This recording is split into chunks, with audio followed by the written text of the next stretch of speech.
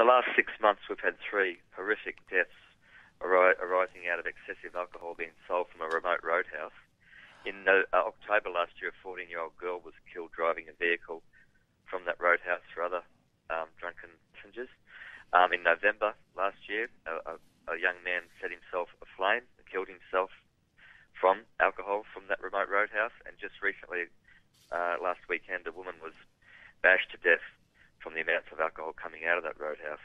It's not that uncommon to have people roll up there and buy 30 to 40 cartons, Campbell, and drive away with that and have a binge session that can go for 2, 3 or 4 days. And the consequences of this have been pretty horrific. And look, the restrictions we want to put in are fairly common sense. It's like 1 slab or big carton per person per day, or 3 slabs per vehicle per day. I mean, that's the sort of common sense rather than the wholesale, 30, 40 cartons in a pop, That's a lot of beer. I did understand, and please correct me if I'm wrong, that there were some pretty significant restrictions on the sales of alcohol in remote parts, and certainly to people who live on some of those settlements as well. Well, in the actual settlement or the community, they're deemed dry zones, but you've got this roadhouse in particular is 170 kilometres up the road, and it's outside of that restricted zone, and people can purchase any amount they like. And they get on the road and come down and just have the binge drinking sessions just on the edge of the community. And this poor woman was bashed to death on the way as she walked in with her partner into the community at about 3 a.m. You did have a banned drinkers register in the Northern Territory. I understand that has been repealed. Was that right?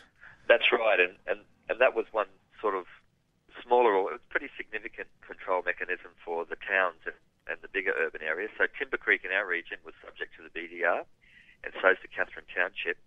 With that banned drinkers register being taken away, both our Timber Creek community and our region and Katherine have noticed exceptional, law and order issues, and even homeless people drinking, and assaults and camps where fouling up community areas. There's been a noticeable difference since that register was taken away.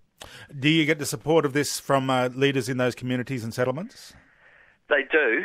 Our board have supported this call from what we're talking for now. They're not as keen to be in the public eye because the community gives them a hard time for, limiting their alcohol supply, and it's kind of like an accepted cultural norm in a few of the remote communities that people have that excessive right to drink. And if it ends in tragedy, it's kind of like been so commonplace that no one talks about it or raises it that much. But our board have basically said, look, we want common sense restrictions on this roadhouse, and so have the Warlpiri elders from Large Manu have said they want the restrictions.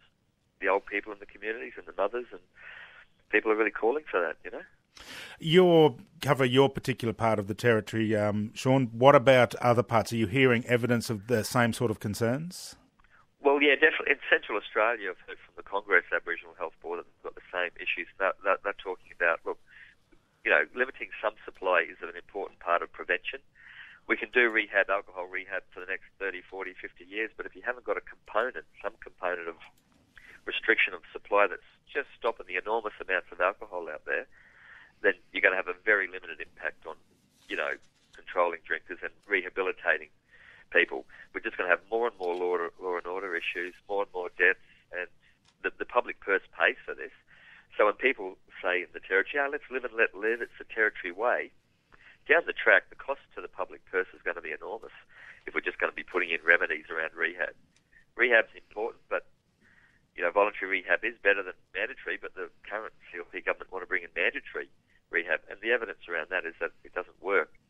So the important part is, we've got to limit some supply, we've got to have some common sense around that, we've got to have harm minimisation and some rehab as well. There was a decision expected on this fairly recently. It's been delayed? Yeah, it was 2 months ago, and we have talked to the Commission. They said there was some legal argument issues, but they said they'll have the decision within the next 2 weeks. But they have said that to us a couple of times. So we don't exactly say, look, the evidence is that this outlet causes a death, but there are relationships and parallels, and it is important to have these restrictions in place. Community and health boards want them. Old people and mothers and communities want them, and it's just